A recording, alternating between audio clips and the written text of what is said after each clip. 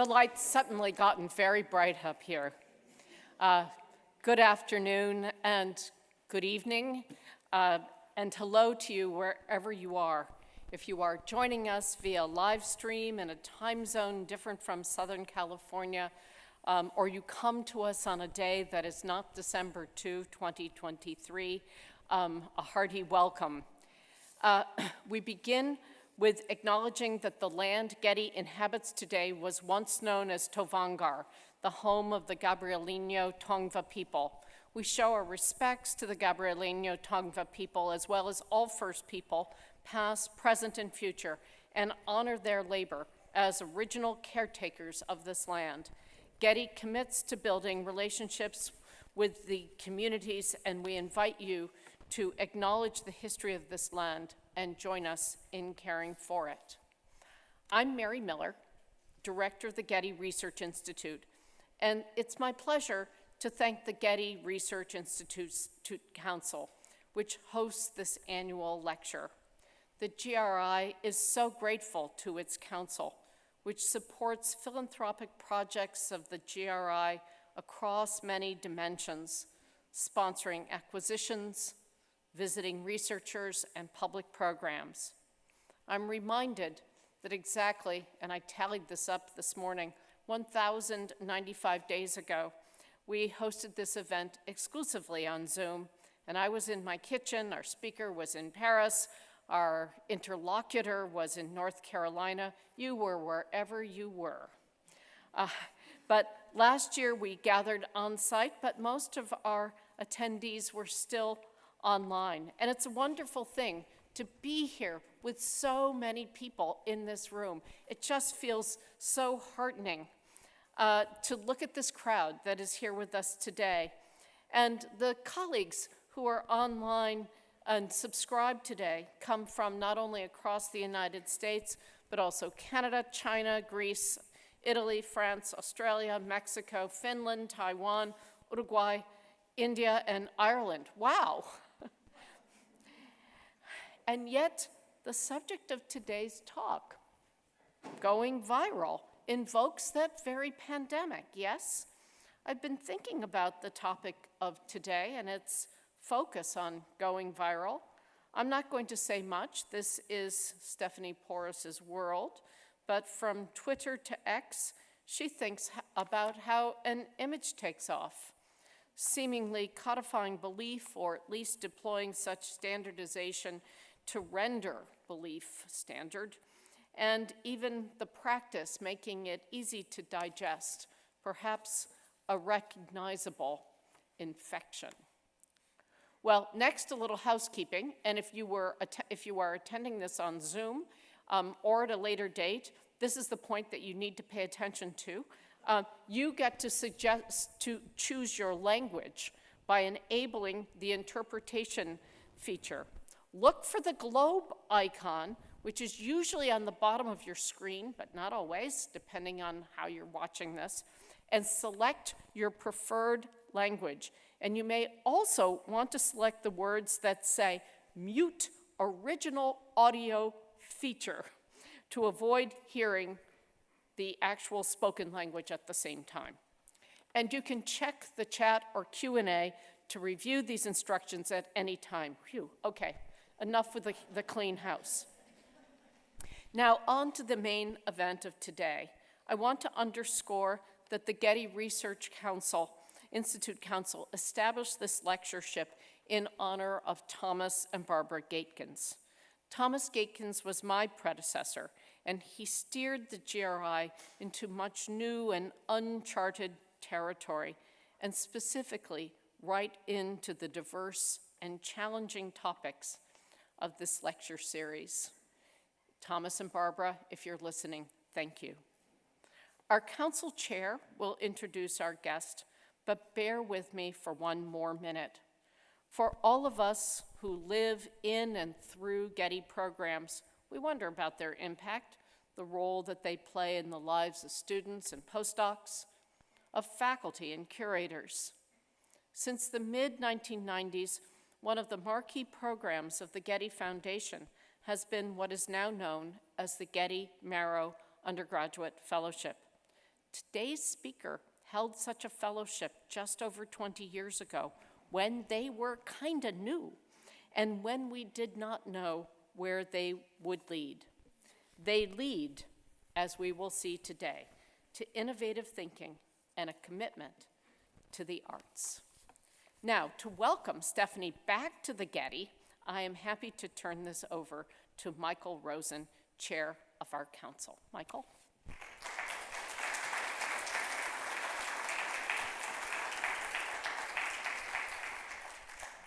Mary, thank you very much. It's a pleasure to be with all of you. As Mary noted, this lecture series was started about a decade ago in honor of Thomas and Barbara Gitkins, who were really instrumental in making the Getty Research Institute the global world-class organization that it is today. Every year, dozens of scholars from around the world come right here to Los Angeles to access the extraordinary archives and resources that we have here at the Getty. And the work that's being done here touches virtually every corner of the globe. The Getty Research Institute has really developed under the direction of Thomas and now under the leadership of Mary Miller to be the world-class institution that it is today. So we're grateful for the leadership of Mary and her team and everyone that supports the work that we do.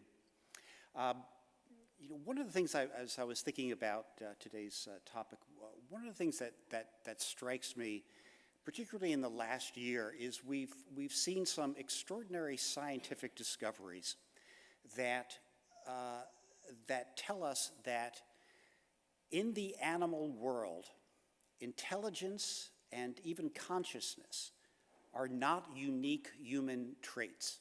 We actually see remarkable examples of both intelligence and even consciousness in the animal kingdom.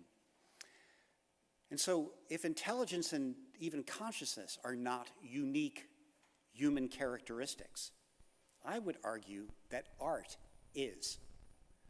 Humans are the only species that we know of that creates art.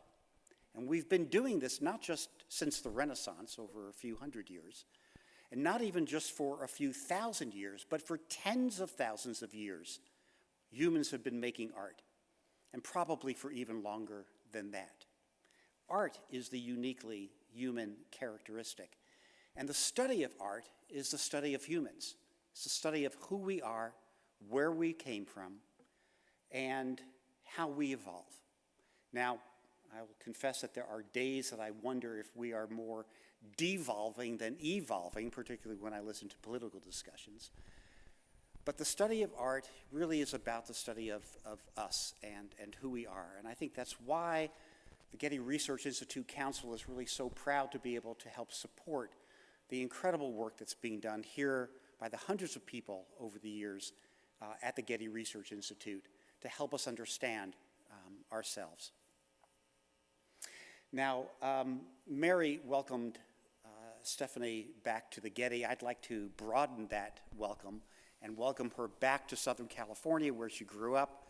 She did her undergraduate degree at Claremont McKenna College before moving to London, where she did her graduate work at University College London and the Courtauld Institute of Art, where she received her PhD.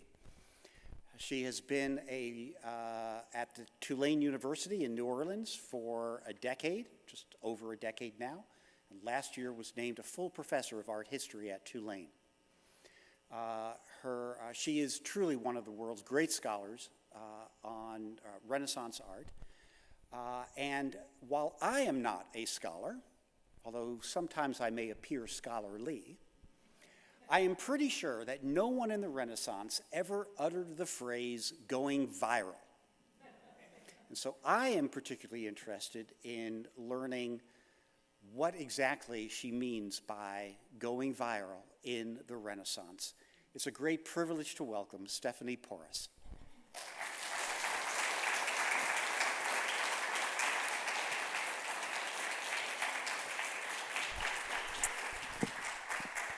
Thank you so much for those generous introductions, and thank you, Mary and the staff of the GRI, for the invitation.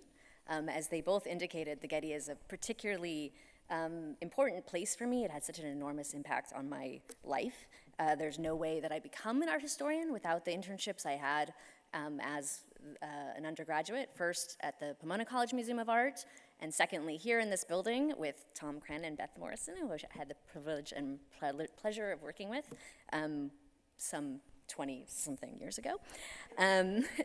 The invitation is also particularly meaningful for me as someone who was born down the hill at UCLA Medical Center, and I am really delighted to see, I was joking earlier that about half this audience is related to me, and I'm very, very happy to see them, to be able to have family in the audience is a real joy, and even if I'm not related to you, thank you for, for coming here and braving traffic on a Saturday. All right, let's get started here. My recent book, The First Viral Images, begins with the problem of copies. 2 versions of St. Michael the Archangel made on opposite sides of the globe. The first, an oil painting on canvas by the Flemish artist Martin de Vos, was made in Antwerp in 1581, but was sent on to Mexico City within a few years, where it remains to this day in a sort of suburb of Mexico City. Only a few miles from this painting, there's another image of the Archangel. This one is fashioned from multiple pieces of ivory. This sculpted St. Michael was executed in the early 17th century Philippines by Chinese immigrants to the Spanish-controlled trading post in the Pacific. These 2 St. Michaels share a number of key details: a particular iconography of the Archangel with one raised arm, sporting Roman armor, boots adorned with cherub heads, and a head full of bouncy curls. But how did these 2 very different but somehow related objects get to Mexico in the 16th and 17th centuries? What exactly was the relationship between them? And would a 17th century viewer have understood these objects as related in any way? As I was completing my book, something happened that sort of clarified these questions for me. And follow me here for a second. In the spring of 2021, one of the largest container ships in the world, the Ever Given, ran aground in the Suez Canal, blocking shipping traffic for close to a week. The grounding of this Japanese-owned ship, chartered and operated by a Taiwanese company but registered in Panama, dramatically impacted the global supply chain, resulting in hundreds of millions of dollars spent in compensation claims. But the image of the enormous ship stalled in the Egyptian sand also launched a wave of memes, as the same handful of photos were given humorous or satirical captions, spliced into new scenarios, remade, and recirculated online. My personal favorite is the bottom one, which feels very real if you've ever emailed me. That's my life. These 2 sets of images, that of the Archangel and that of the container ship, at first glance have nothing in common. The Archangel are crafted in paint and in ivory, the memes the product of a global digital environment, the internet and social media. However, my talk this afternoon will outline how both are examples of viral images, and as such, they give us a new way of thinking about the art of the past, modeling an art history written through the lens of mobile objects rather than singular artists or patrons. These examples suggest a different way of looking at artworks beyond the recovery of the intentions of their makers or even their original patrons or audiences. Viral images, I argue, provide evidence of infrastructures we often fail to see, demonstrating how images created and continue to create a shared visual vocabulary, one connected to the process of globalization. Today, going viral is a commonplace of internet culture. We understand something has gone viral when an image or video or text is rapidly shared and repeated over social media. Virality is primarily an image-based phenomenon. While text can be added or swapped, most memes or other viral content rely on imagery to function. So today I use the term viral image as a catch-all, comparable to early modern Spanish's use of the word imagen, which can variously describe prints, paintings, sculpture, and other forms of representation. The scholar Tony D. Sampson has described virality as fundamentally a social phenomenon rather than a biological one. So it's important to stress here, although the specter of the pandemic has been sort of launched in both introductions, that I'm not talking about epidemic disease, smallpox, or the myriad of other viruses brought by Europeans to colonize spaces. In using virality as a conceptual framework, I don't wish to imply that the circulation of European artworks outside of Europe is freighted with the material or cultural contamination of indigenous culture. But what's useful about Sampson's definition of virality is it reconfigures the epidemiological notion of contagion and recasts it as an active process. So whereas a disease is usually typically passed from one unknowing individual to another, viral media requires agency on behalf of an individual and or collectives, both of who create and those who choose to pass on viral content. Online stories, images, and videos have to be liked and shared as each new recipient chooses whether or not to become a forwarding agent. That said, there's certainly an epistemological anxiety inherent in any metaphor of contagion. But for me, I think that frisson of contagion inherent in the word virality usefully invokes the biopolitical power and use of violence by those same Europeans who brought artworks like our St. Michael to the Americas, Asia, and Africa in the early modern period. I believe that virality offers a particularly useful heuristic for thinking about the replicative mobility of early modern images. That is, today's ideas about virality give us a set of terms and concepts that can be utilized to interrogate the movement and replication of artwork in the early modern period. For in the 16th century, more artworks moved much faster and across much broader geographies than they had ever done previously. And wherever those artworks moved, they were copied. While Igor Kopytov's anthropological model of the object biography, where one follows the arc of the social lives of an object, its facture, its changing uses and meanings, that plots neatly onto the arc of human experience, right? Birth, life, death. The viral evokes a different kind of narrative, where you've got encompassing a social phenomenon that encompasses adaptation and resistance, community and individual response, as multiple versions of a singular iconography simultaneously move in different directions.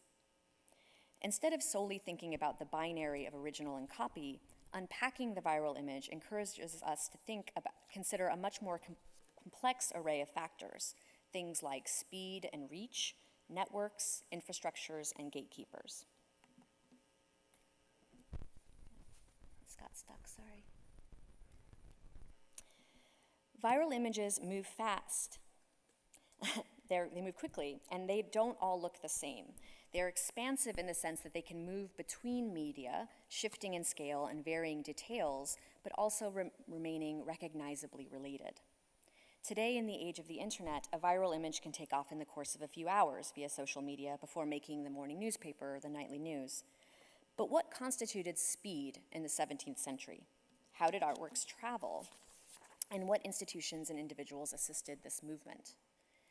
This was an era when it took 2 years to reach Beijing from Lisbon, sailing around the Cape of Good Hope and across the Indian Ocean. To go to Seville from Seville to Manila meant leaving Spain in July, disembarking in Veracruz before traveling overland by pack train to Acapulco via Mexico City before setting off on the roughly 100-day sea voyage to Manila. The return trip was twice as long, given unfavorable wind patterns. However, despite this incredible length and their often precarious nature, by 1600, the regularity of these crossings ensured the relatively reliable and consistent movement of people and objects across the early modern globe. So in the early modern period, even though physical distances limited the speed and reach of an image, infrastructures were also developed to bridge these distances. So, for example, the Jesuit Saint Francis Xavier was beatified at the end of October 1619 by Pope Paul V in Rome.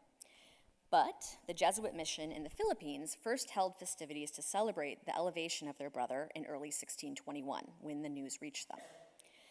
A belated description of this event is recorded in one of the annual letters, the Carta Annua, written by Jesuit missionaries each year as a summary of local news, missionary gains, and practical needs that was sent back to the order's administrators in Rome. In a similar fashion, the establishment of a global network of colonial bureaucrats necessitated the development of a host of related paper mechanisms: inventories, ship manifests, identity papers, bills of lading. This flow of information back and forth across the world's continents and oceans attempted to collapse the spatial and temporal distances between places like Rome and Beijing.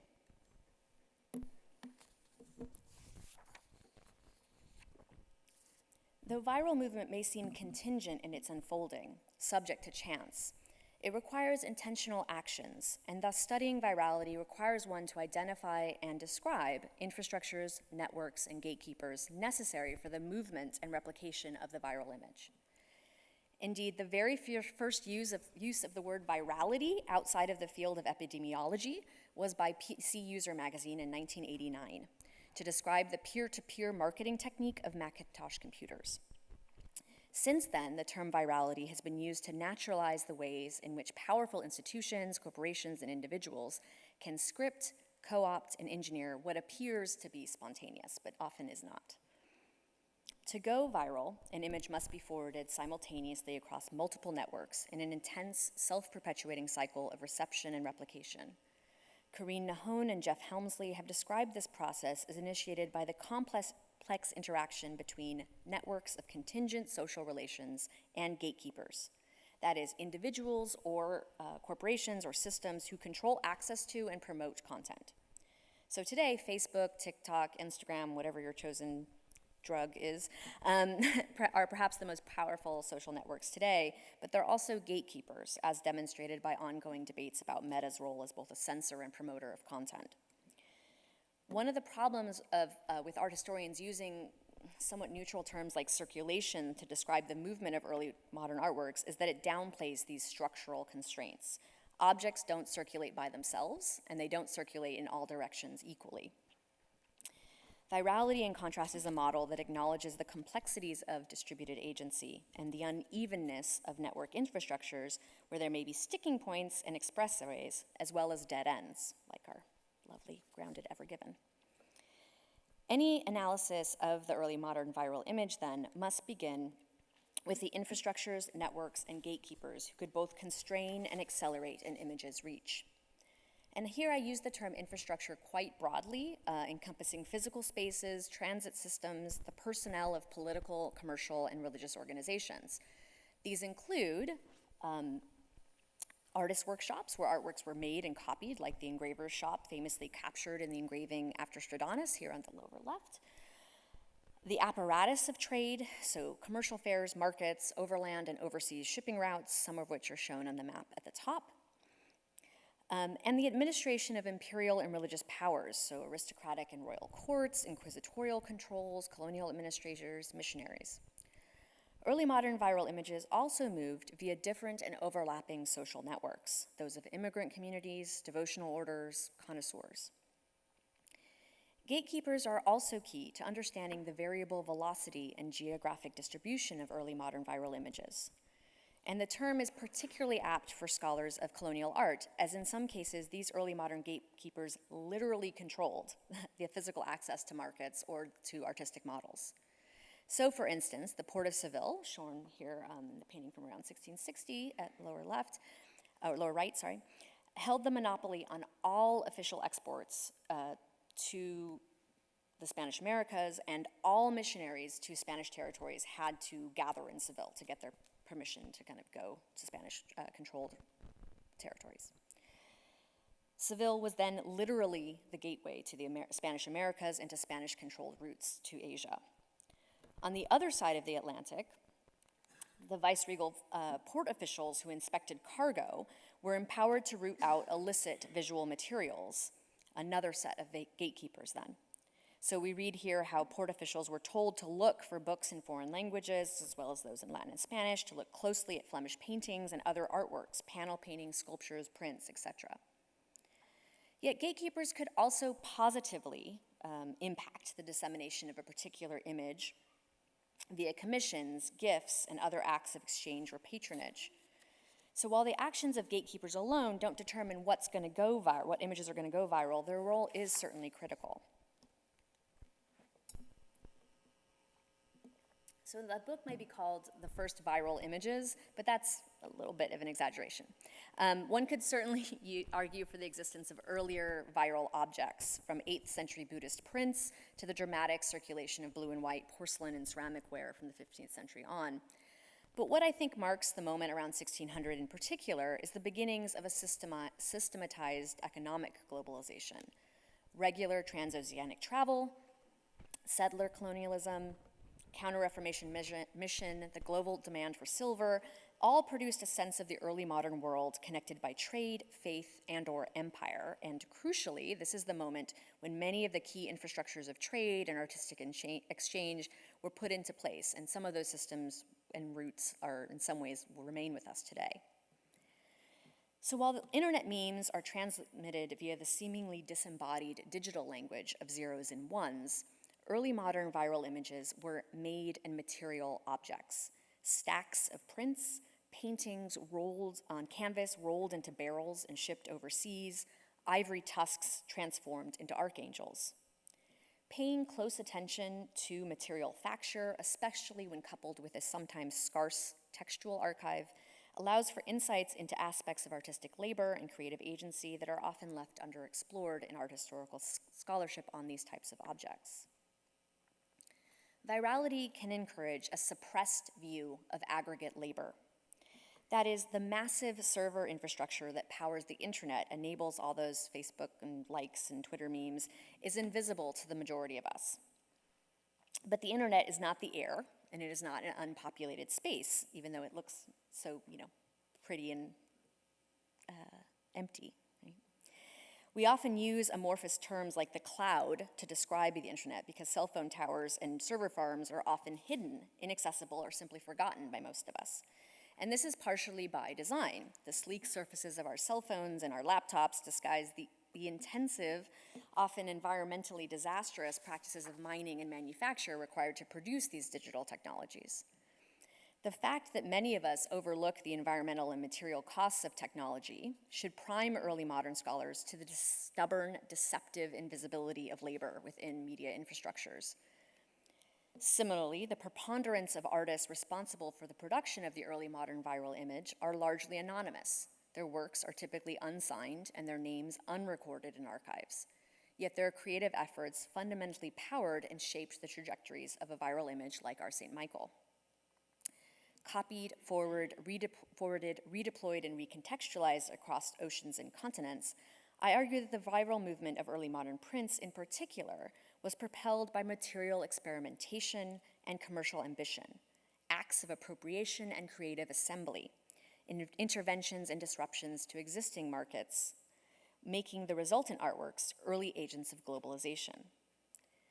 So while I don't want to suggest that print technology neatly prefigures and anticipates all facets of today's internet culture, I do believe virality produces some unique insights into questions raised by the global mobility and reproduction of early modern artworks, helping us recover the role of artists and artworks often unrecorded in archives or dismissed as mere copies. So let's take a look at an example of an early modern viral image, the example with which I began this afternoon and the example which is at the center of my book, the St. Michael the Archangel. So a Protestant artist named Martin de Vos painted this St. Michael the Archangel in Antwerp, in what is now Belgium, in 1581. The same year, the city declared open rebellion against their Catholic Spanish rulers. Yet this painting, within a few short years, made it onto the high altar of the Cathedral of Mexico City, forming the backdrop for the most important meeting of Catholic powers in the Americas to that date, the Third Provincial Council of New Spain. And this is a reconstruction of that retablo. It doesn't exist anymore. In 1584-85, the same time this meeting is taking place in Mexico City, de Vos is still in Antwerp, but Spanish forces had encircled that city in a year-long siege, and they're poised to retake control of this commercial center of the southern Netherlands. It is at this perilous moment, when the city is about to be forcibly reconverted to Catholicism and Spanish rule, that de Vos produces this design for a print with the same iconography, published by two printmakers with Protestant or rebel sympathies, Hieronymus Wierix and Adriaan Huybrechts. Wierix and de Vos are documented Lutherans, and Huybrechts had published some anti-Habsburg prints, so all three men had reasons to be worried about the return of Spanish Catholic rule.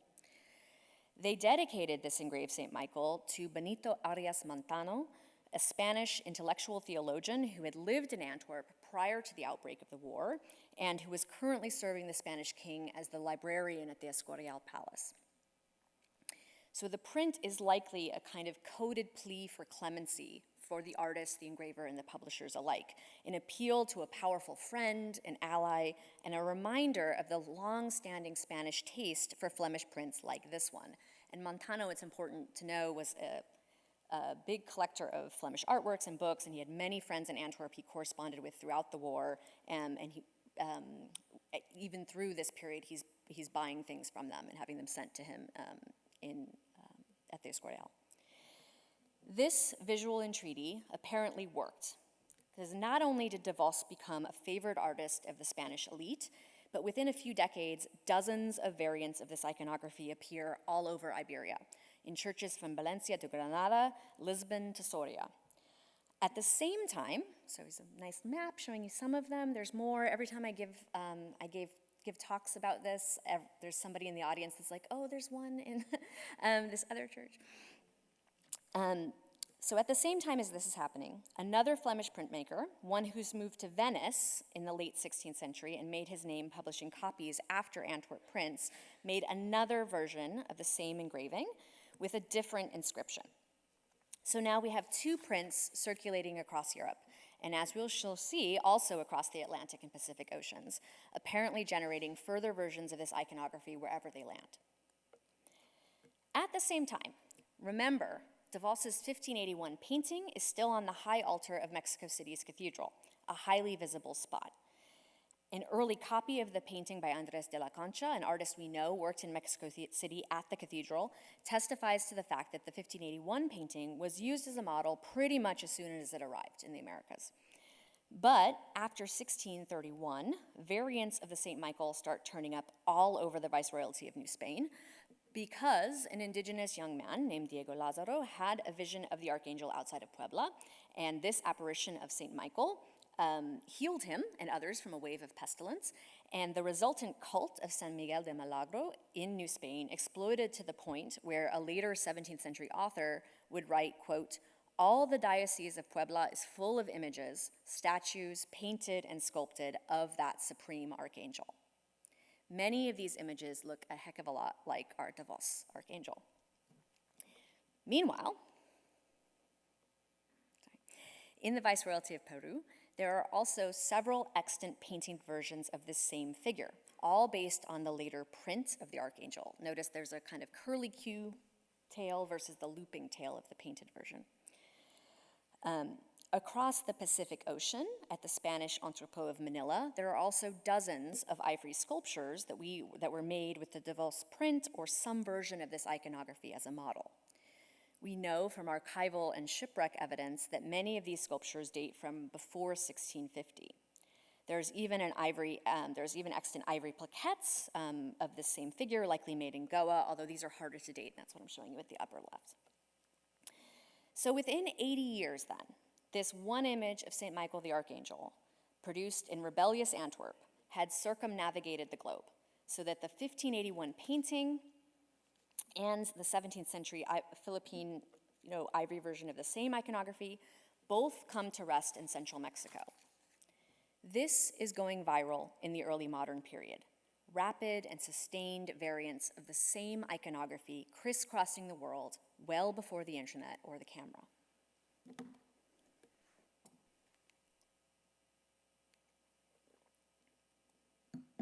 So, how did St. Michael the Archangel move this fast?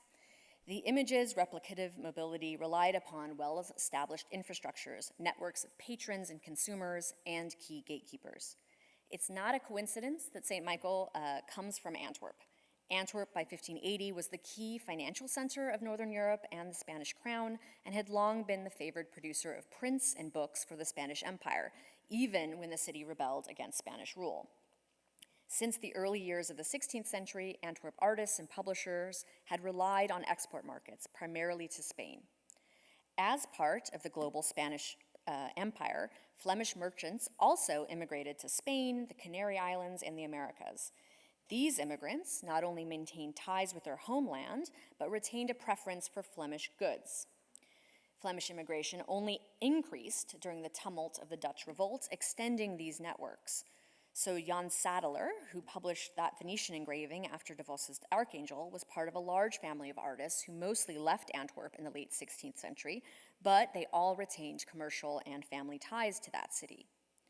When de Vos's St. Michael the Archangel was placed on the high altar of the newly renovated cathedral in Mexico City, several other Flemish artists were already working in the viceregal capital, including the painter Simon Perens and Adrian Suster, he's a sculptor. His workshop is carving the cathedral's pulpits and the choir stalls at this same moment.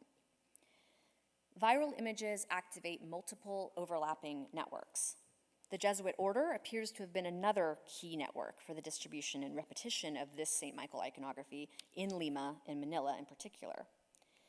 There's an early prominent painted St. Michael the Archangel in Lima's Jesuit church, including the figure of a female indigenous donor. The Society of Jesus in Peru particularly promoted the cult of the Archangel to indigenous confraternities. In Manila, a Jesuit colegio had an ivory St. Michael on view in its chapel, which may have spurred the production of these sculptures for export. And by now, I should hope this is a now familiar figure of St. Michael, also appears in a very highly visible spot in the Jesuit church of São Roque in Lisbon, a key departure point for Jesuit missionaries setting out to Portuguese overseas territories. So in both Lisbon and Seville, and remember, both places are the only sanctioned departure points for all merchants and all missionaries that are bound for either the Spanish or Portuguese-controlled territories overseas. In both Lisbon and in Seville, Flemish prints were already the dominant market preference, and that translates to what's being sent overseas and by what is being brought by missionaries to their overseas posts. The Jesuits could act both as a crucial social network for the distribution and reproduction of specific imagery, like St. Michael the Archangel, but they could also act as a crucial gatekeeper. In the age of the Counter-Reformation, religious imagery came under renewed scrutiny. The Vierix engraving, with its prominent dedication to a well-known Spanish theologian, who was also Philip II's royal librarian, may have acted as a guarantor of the image's orthodoxy, easing its replication across the Catholic world. Now remember, viceregal port officials in Veracruz were specifically instructed to look out for Flemish canvases and other artworks that might run afoul of Inquisition protocols. The St. Michael's viral success depended on either bypassing or smoothly transiting through such controls. And as a design originating in Antwerp, it was aesthetically desirable and commercially valued. Given the patina of Montano's inscribed name, the printed design apparently circulated unproblematically in royal and ecclesiastic circles, as well as across immigrant and missionary networks, despite the fact it was printed in Antwerp and designed by what was then a Protestant artist.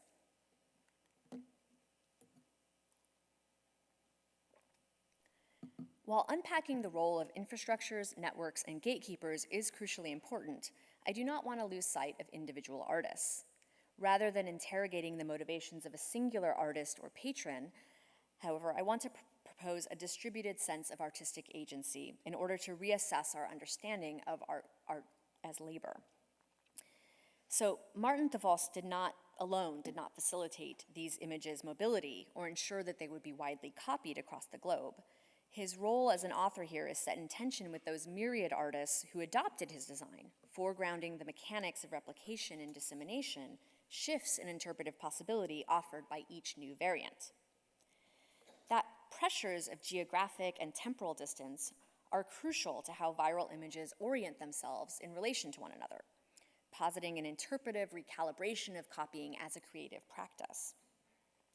Homi Bhabha famously used the term mimicry to describe a form of colonial copying that repeats rather than represents, potentially threatening as well as reifying authority. And here I'm interested in how viral repetition allows for competing notions of mimicry and emulation, activating simultaneous and multiple interpretations and local agencies. So, for example, in Lima, the use of the design draws on the authority of the print as a model sanctioned by the church and the aesthetics preferences of the Spanish colonial and missionary powers. However, the presence of the indigenous donor with her lifelike features and closely observed costume also distinguishes the patron's privileged status within Lima. In Bhabha's terms, the portrait activates an awareness of difference, The painter of the Lima St. Michael carefully articulates the pattern of the donor's mantle, testifying to the continued use of indigenous fabrics and indicating the donor's elite privilege and position within the colonial capital. The inclusion of this donor portrait suggests ways in which the appropriation of the viral image could be used to figure multiple overlapping identities, as well as embodying personal and communal acts of devotion, reflecting the local negotiation of colonial authority. So here the print serves as the foundation for the projection of a distinct and multifaceted social, ethnic, religious, and gender identity, one that's carefully orchestrated by the donor herself. By virtue of her portrait, the patron simultaneously aligns herself with St. Michael, with a devotional program encouraged by the Society of Jesus, and through her dress and her place within the confraternity chapel with the indigenous elite of Lima. Yet rather than viewing this donor portrait as depicting an irresolvable polarity between fully Hispanicized subjectivity and indigenous resistance, this painting troubles those binaries. Its place within the chapel of the Niño de Huanca, an invocation of the Christ child dressed as in indigenous clothes and often given indigenous attributes, contributed to the magnificent display of that indigenous confraternity's devotion, wealth, and corporate power within the Jesuits' flagship church in Lima. The indigenous patroness, via her portrait, assumes a position of spiritual and temporal authority within that space. She retains her indigenous attire and asserts the continued potency of local cultural traditions and social norms. And thus, this portrait reflects the complex historical reality of elite indigenous women in the viceregal capital who navigated the colonial system on their own terms. Viral images in this reading, then, are active sites of response and creation. Repetitions of form and iconography, yes, but they're potentially seen in multiple registers. Ultimately, viral images produce a mimetic excess that reconstitutes and reshapes both the original and the notion of originality itself, disrupting our ideas about authorship. I propose that the concept of virality in contemporary media offers a more nuanced approach to issues of local agency and identity than either hybridity or translation, two of the dominant modes art historians have used to describe how non-European artworks respond to European models. 20 years ago, Dana Leibson and Carolyn Dean wrote a formative critique of hybridity as an analytic category. Yet the term is still regularly used in scholarships on precisely the kinds of objects, ivories carved in the Philippines and paintings made in colonial Latin America, considered in my book. Serge Grzinski and Alessandra Rousseau have utilized the related term of mestizo, appropriating a colonial term to describe the colonial continual melange of global populations, linguistic and artistic cultures after the violent conquest of the Americas. But the assumed binary relation inherent in terms like hybrid or mestizo belies the rich complexity of early modern cross-cultural encounters. So recall that these ivory sculptures that I'm showing you in the middle were likely made by immigrant Chinese artists residing in Manila using African ivory and Flemish prints to create export art for the Spanish galleon trade. Terms like mestizo flatten this complexity, and they also position European and indigenous American identities as a priori and fixed. More disturbingly, one might query, why is it always a mestizo image that is untranslatable, caught in a perpetual process of creative tension and movement, whereas European or pre-Columbian artworks are presumed stable in their signification? Virality, like hybridity, is rooted in the biological, but it focuses on transmission rather than parentage, agency rather than a presumed inherent identity. The global mobility and reception of early modern European artworks, particularly those of printed images, has often been described with linguistic metaphors, an act of ongoing cultural translation, or the imposition of a cognée, a common language. And I'm also resistant to that model because, in part, the desire to see printed images as akin to text, as images that want to be read, suppresses this nuanced consideration of early modern print's material and embodied use. For images were in many cases not only meant to be seen, read, and interpreted as works of art in themselves, but were produced to be copied and transformed. art objects traveled in many cases because they were seen as not requiring translation or little or no logocentric translation. So Franciscan missionaries to New Spain and Jesuit brothers in Lima and Manila are all using images to ease instruction in Christian concepts. But the legibility and the potential for misunderstanding of artworks remained of paramount concern to these missionaries. I've stressed here the role of infrastructures, the technological, interpretive, and material practices that exceed the textual metaphor of translation or are suppressed by a linguistic model. The viral framework, I think, in contrast, emphasizes the replicative potential of embodied movement across the early modern globe. Rather than a copy or a translation, then, these ivory St. Michaels made in Manila by anonymous Chinese immigrant carvers represent an entirely new type of artistic product. Though ivory as a material was nearly universally esteemed across the globe, no artist anywhere was crafting multi-tusk sculptures on this scale at this moment. The St. Michael that I'm showing you in the middle here is at the Walters Museum in Baltimore, and it's close to 1.5 meters tall. It's a big thing.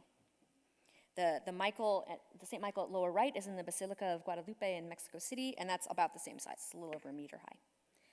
To craft these St. Michaels required access to models, materials, and skills from a variety of sources.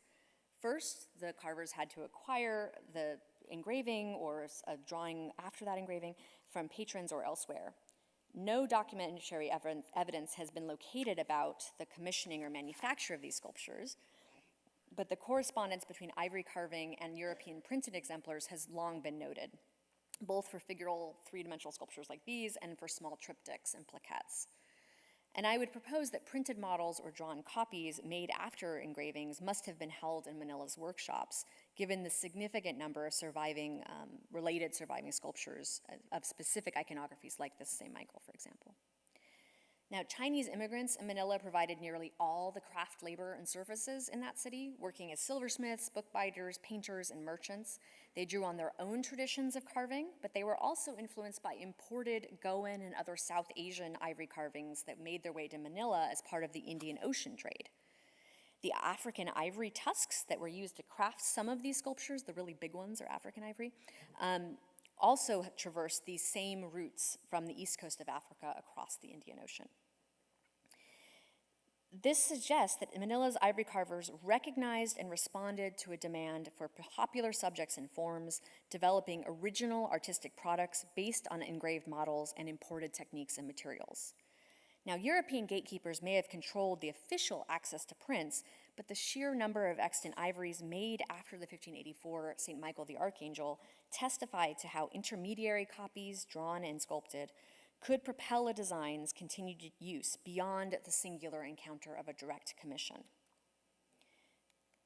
The St. Michaels considered here today have demonstrated that the mobility of early modern artworks was not simply vehicular, that is, carrying Catholic iconography or style from center to periphery. The availability of the same print in Lima and Manila did not necessarily produce a collective sense of aesthetic values or a fixed set of interpretive possibilities. While traversing networks and infrastructures of colonization, commercial expansion, and conversion, the divergent uses of St. Michael the Archangel demonstrate how the viral image could be seized, manipulated, and utilized by artists and patrons with their own agendas.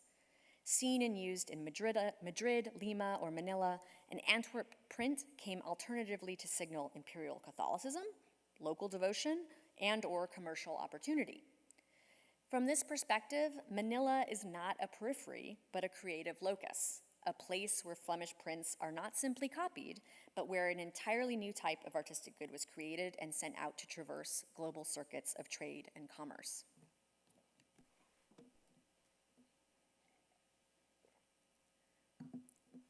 The story of St. Michael the Archangel is intriguing not only for what it tells us about how artworks moved across the world in the 17th century, but also for how artworks were exchanged, viewed, and remade wherever they traveled. The viral image makes the global visible, not just by making us think about the infrastructures of global trade, but also by contributing to shared ways of seeing and valuing artworks across the globe. In following our St. Michael, we have revealed the mechanics of early modern globalization, the ways in which copying at a distance allowed for a realignment of economies of labor and materials, providing the opportunity for artists to imagine and respond to faraway consumers. That is, European prints in Manila's ivory workshops demonstrated the efficacy of globalization's infrastructure, the ways in which oceans and continents could be traversed by people and goods, but also the way in which the mobility of prints shifted how artists viewed the world. The ivory carver took a printed object made by an unknown maker wielding an unfamiliar technical process and fashioned an entirely new type of object to be sent back along the same networks that brought that print to Manila. Both the painter in Lima and the sculptor in Manila copied the same, get this to work, same source. Let's go back. A printed St. Michael the Archangel, a stubbornly unmimetic model, a black and white image composed of a mesh of lines, dashes, and dots to generate a new artistic forms. To be copied, an engraving had to be visually legible, but that did not always mean that it was seen the same way. Viral images could simultaneously produce both a shared visuality and the recognition of difference, of alternative ways of seeing. The mobility of print engendered both material and epistemic transformation. That is, an awareness of the globe as connected by objects and by artworks made in different places. The juxtaposition of these viral images also make the operations of globalization visible, the ways in which globalization requires the establishment of communicable value to be extracted, cross-registered, and exchanged across vast distances. And I use globalization here not just to refer to the flow of people and goods across these vast geographies, whether propelled by force or the desire for material gain, but globalization is also an epistemic shift in how one knows the world. The world is conceived as a market where both labor and capital are highly mobile, thus enabling competition or collaboration between what had been separate zones of economic activity, amplifying perceptions of the local vis-a-vis the global. That is, prints are not just agents of globalization because they were carried by missionaries and merchants and soldiers and sailors across continents and oceans, but it was the replicative mobility of prints that helped establish globally shared strategies of visual communication and concomitant notions of value. The early modern viral image then both had an epistemological and an ontological role in the processes of globalization. By controlling, that helping to shape how we know the world and the idea of it being shared, controlling time and space, organizing and orienting people, places, and property into communities, markets, and subjects. Globalization from an imperial perspective was about the reassignment of labor, the extraction and reallocation of local resources in a global economic system controlled by the Spanish crown. But as I hope to have indicated today, the local labor of copying, the material ingenuity with which artists responded to the mobility of prints and other objects allowed the viral image to exploit and occasionally to escape such colonial controls. The artworks considered in my book are often found at the edges of the discipline of art history: devotional prints, illustrated books, painted copies, unsigned decorative art objects. But I argue that close attention to these often unfashionable items shed light on how early modern art objects worked to impose some kind of hegemonic conformity. So here, the shared faith of Catholicism, the rule of Habsburg Spain, but viral images could also be used to serve competing local purposes as they moved across the globe. So to close this rapid introduction to early modern virality, it's important to remember that Antwerp was itself a contested periphery of Spanish imperial power when the 1584 engraved St. Michael the Archangel was published as a local plea for leniency on behalf of artists and publishers who had been Lutheran, who had supported rebellion against Spanish rule. The printmakers recognized that the engraving could travel far beyond the besieged city of Antwerp, at least partially anticipating the print's global mobility and reinterpretation. The subsequent movements of the St. Michael the Archangel around the globe were not exceptional events, but increasingly normal occurrences in the early modern period. The mobility of early modern artworks, not just of European prints, but also blue and white porcelain from Zhengzhou, chintz fabrics produced in South Asia, all engendered conceptual, material, and economic dialogues wherever those moving objects landed. Viral images contributed to the project of globalization via the imposition of modes of visuality and aesthetic value. Wherever viral images multiplied, they rendered the abstract notions of sovereignty, religion, and commerce both visibly and materially present. This is your king. This is your God. Yet I would close with a reminder that the early modern viral image was also idiosyncratic in its reproduction and could be keyed to specific audiences outside of dominant networks. To see and to study the viral image, then, one must simultaneously zoom out to shipping routes, inquisitorial constraints, immigration patterns, and focus in, closely attending to individual objects and the stories they tell. Thank you.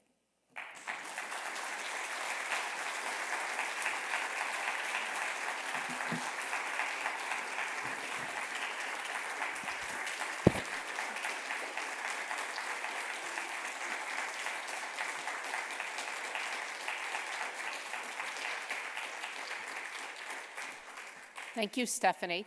You'll take a few questions, won't you? Yes. Okay. I know we'll have questions that come in online as well, and I believe Janani is in the back who's going to manage those. But I'll help you call on people. I'm going to go in the front right here. Yeah. I don't know. I got into lecture mode right there. I got into teaching mode. But you can, Mary, you do it. You do. Because you got to pass. Someone's got to pass a mic, right? Oh yeah. So when you raise your hand, so we're going to have a mic brought to you, right down here.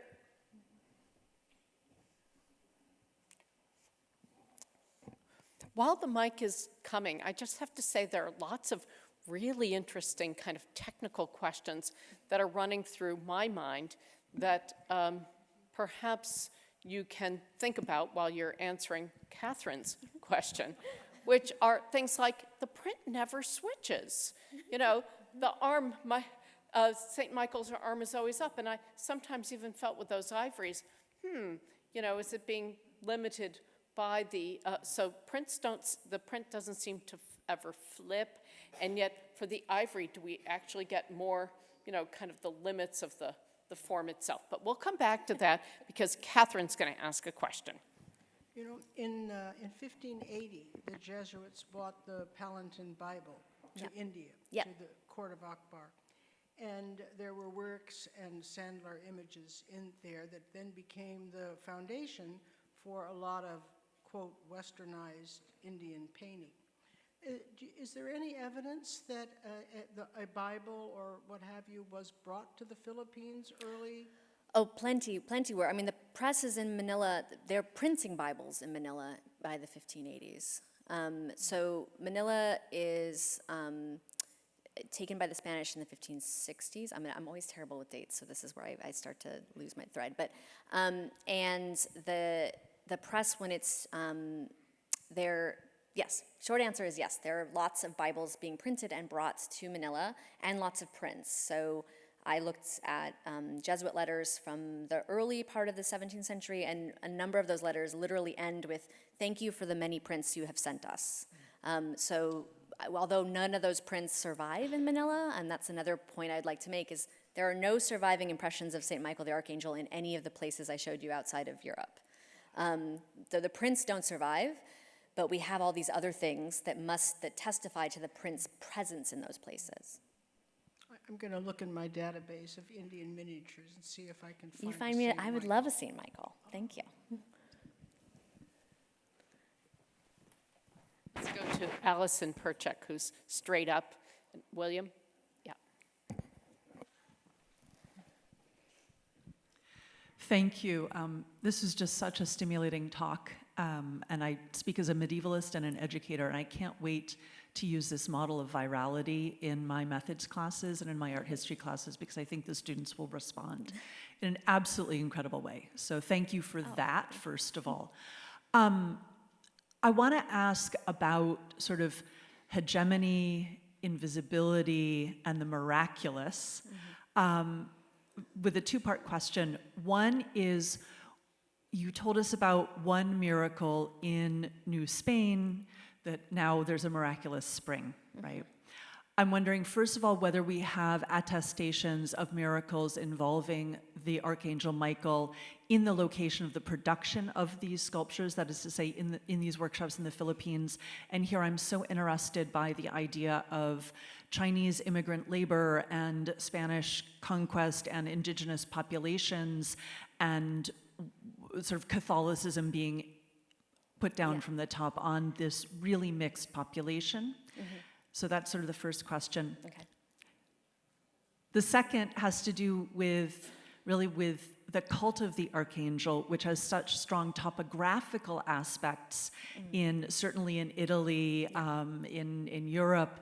And I'm wondering whether, in addition to this miraculous spring, whether you find the arrival of cult locations, not just the confraternities, but, towers, cliff tops, these high places or these caves where Michael is so present, at least in Italy, which is what I know best. So that's a lot, but thank you. It's just so rich and stimulating. Well, luckily I have a whole book, so I can draw on. I have a lot of examples. So San Miguel is the patron saint of Manila from 1645. Or of the Philippines. So that also contributes to his popularity there. In the case of Lima, it's interesting because I think early on, the Jesuits mistranslate Viracocha, which was a local deity, I guess, that they mistranslate this idea of winged servants of Viracocha they kind of conflate it with archangels. And so there's this kind of mistranslation that they're like, oh, you people like winged things. Here's some wing, and so some of it is, it's why I emphasize that sometimes it is contingent on these things that are literally mistranslations or misunderstandings of indigenous faith or belief systems, and they're like, yeah, you have an archangel, but those things are taken up and kind of redeployed in different ways. All right, so that was, I think, cult sites. In terms of topographics, I can't think of anything related to height or to caves or mountains. What's hard in a number of these cases is you're dealing with objects that have been moved multiple times. So they're not originally, they're not in their original cult locations. I think the Jesuits were really important for the promotion of St. Michael, and the Jesuit expulsion from Spanish territories in the 18th century meant that almost all their stuff gets taken and moved and given, is in other churches. So it's really hard to locate anything besides the San Miguel de Milagro, which is in Tlaxcala. That's the only place that's okay, that's the cult, that's the spring, and there's all these other related peripheral stuff that's related to that. So I hope that answers your question. Thank you. Let's go up left, and I Hello, thank you. In terms of this artwork specifically, how widely was it disseminated amongst all classes? Was it publicly exhibited, or was it privately owned? Or, I mean, I'm sure a lot of it was in churches, but It varies, I would say. So in the case of the ivories, we don't know a lot about original contexts for viewing. There's in one Jesuit letter a kind of passing reference to an ivory St. Michael that's in the Colegio in Manila, that I think that must have been a visible sculpture that helps produce more, right? I mentioned the original painting, the 1581 painting, is on the high altar in Mexico City till at least the 1620s or 30s when the cathedral was reorganized again. So some things it's possible for artists to be working from multiple, not just from the singular print. And I think that's another thing I didn't really talk about here, but this kind of rhizomatic spread, where it's not just everyone's following the one print, they're following, other versions of the painting.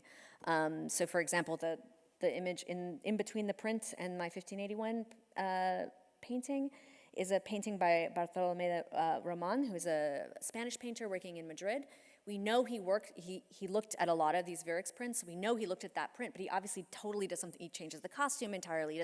And that painting is shipped to Lima. And where it meets this, it's in the same church as that painting. So you have two versions of the same iconography that totally have completely different origins. They're both kind of working from the print, but in different ways, right? So it really, this idea of publics, I think, is fascinating because print obviously can be produced in multiples and it's held in lots of different artist workshops. But then you also have these paintings that are on display that other artists can look at and copy at any point, right? So it's really hard to disentangle.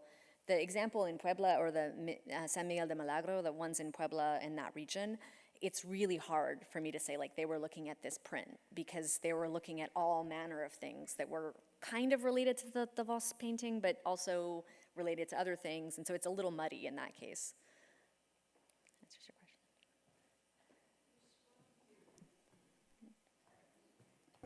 question. Yes, I see a question right here in a white sweater.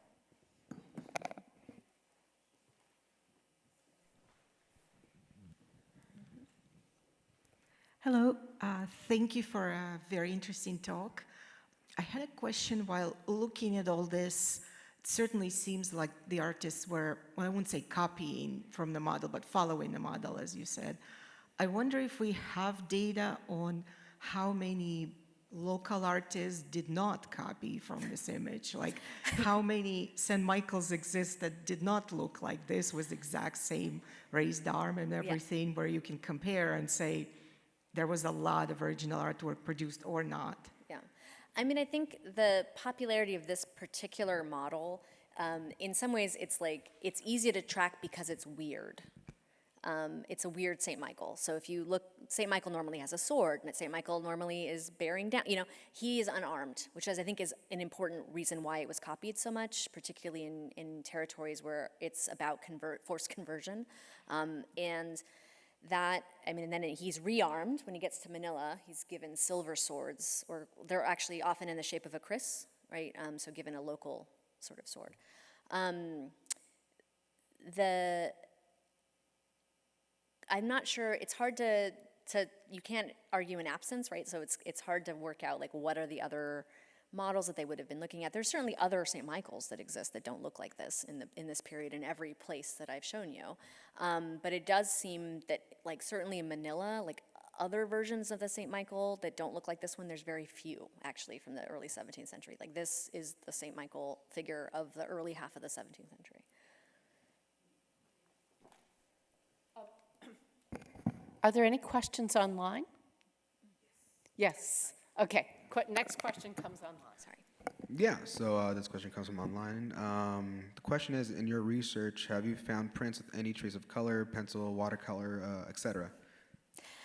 So one of the issues with this is any work on paper, so prints and drawings, are obviously fragile, extra fragile, more fragile than ivory, more fragile than painting.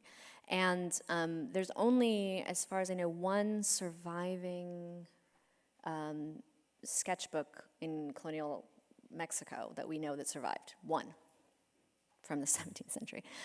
So we're talking about like very low rates of survival of any work on paper, which is one of the kind of goals of the project, is really thinking about how many prints there must have been, right? If you look at all of these things and how many prints and drawings there must have been in these places that simply don't survive now. So yeah, so I would love to have a drawing to be like, oh, look, there's more, but there's no drawings that I've seen. Maybe there's somebody. If you have one, let me know. Is there another question online? Okay. Andrew Perchuk has a question. And while that question is, while a microphone comes to Andrew, I was wondering if you could, one of the thoughts I was having as I was looking at this, Stephanie, was the idea that, we know that indigenous in Mexico who are making works of art are also trying to be, they find themselves sometimes coloring outside the lines and getting in trouble. Yeah. So is there a way that once these images are clearly okay and safe, like let's make more of them? Yeah, no, I think I was trying to get to that. I think that's a really important point, that patina of Montano's name on that engraving is a guarantor of like, oh, this is totally an Orthodox image, guys. And nobody knows that DeVos is Lutheran or this, maybe they think Antwerp. The painting is actually signed, made in Antwerp, 1581, which is always wild to me because it's on the high altar of Mexico City, the cathedral at the moment that Antwerp is in rebellion. But I think that's exactly what guarantees its multiplication, is that it's a kind of verified Orthodox image. But what that orthodoxy does in different places, I think, is interesting. So the Lima example that I love with the indigenous donor, I think that allows her to enter the space of the Jesuit church, which is a male order. They do not have female students. Like, it's amazing that there's actually two devotional paintings with female donors in this one chapel for the Nina de Huanca. And it's a really amazing testament to how powerful these women must have, especially indigenous elite descended women in Lima. And so I'm kind of interested in how orthodoxy could be mobilized to do other, not just to be like, oh, it's okay, I'm not gonna get in trouble, but also to signal your own power in the viceregal capital. Thanks, Stephanie. One of the really interesting things about your notion of virality is that normally we think of meaning connected to intention, either of the artist or the patron, or some negotiation between the two. And obviously, I'd like you to talk a little bit more about meaning and interpretation in a viral image.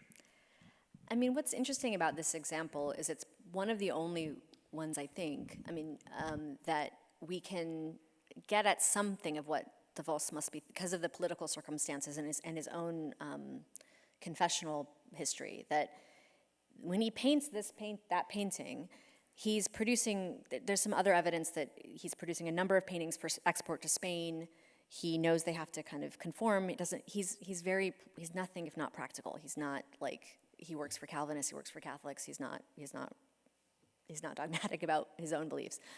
But when you get to the print, you can say that this is very clearly, at that moment, to produce that print and to dedicate it to Montano, it's like, oh, this is like sending out a cannon. Like, hey, like, we're good, like, right, we're gonna be fine when the Spanish retake Antwerp. And that's like the closest you can get to intention. But what I think is fascinating is that, de Vos has no idea the life that this is gonna have at all. When he produces the design for that print, they're thinking about Spain, certainly. There's some sense, I think, that those artists like de Vos have a sense that their work is being exported and being exported overseas. And there are certainly printmakers like Peter Baltons that writes about, the prints travel the world, right? The works of antiquity were great, and we know they were great because people, authors of antiquity describe them, but now modern images, they move and they cover the world. So I think there's an awareness of mobility and potential, but they also, what I like about virality's model is that it's open. You don't know. The intention of the initial author is not the thing that actually keeps it going. It's all those places on the way that it stops and gets taken up and reused. Well, there's so many questions, and I have at least both hands full of them, but I think we should fly ourselves out of here right now. And thanks, Stephanie, one more time, and then I hope you'll join us for refreshments outside the lecture hall.